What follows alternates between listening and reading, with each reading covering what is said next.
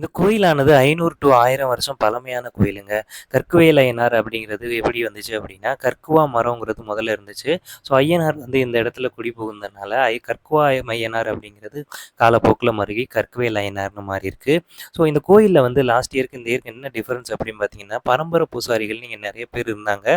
But அதெல்லாம் ஏதோ case போயி அதுக்கப்புறம் கவர்மெண்ட் இருந்து இது பண்ணி, இப்போ கவர்மெண்ட் தான் இந்த கோயில வந்து அறநிலையத்துறையில வந்து நடத்திட்டு இருக்காங்க. ஸோ பூசாரிகள் போன வருஷம் யாருமே இந்த வருஷம் இல்ல. அது மாதிரி பூசாரிகளுக்கு தனியாக நீங்கள் எந்த காசும் கொடுக்கக்கூடாது அப்படிங்கிறதுல தெளிவாக அங்கங்கே ஃப்ளெக்ஸ் வச்சுருக்காங்க.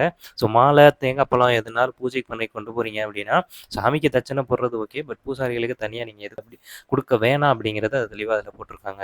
ஸோ சாமியை கும்பிட்டு முடிச்சுட்டு அப்படியே பின்னாடி தேரிக்காடு பக்கம் போய் பார்த்தோம் அப்படின்னா ஐயோ எப்படி இருக்குங்கிறீங்க, வேற லெவலில் இருந்துச்சுங்க.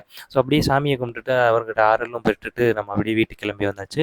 வர வழியில் தேத்துக்குடியில் ஒரு ஷேக் ஷாப்பில் சாப்பிட்டு வீட்டுக்கு கிளம்பிட்டோம். உங்களுக்கு இந்த வீடியோ பிடிச்சிருந்தா லைக் பண்ணிட்டு மறக்காம ஃபாலோ பண்ணிக்கோங்க.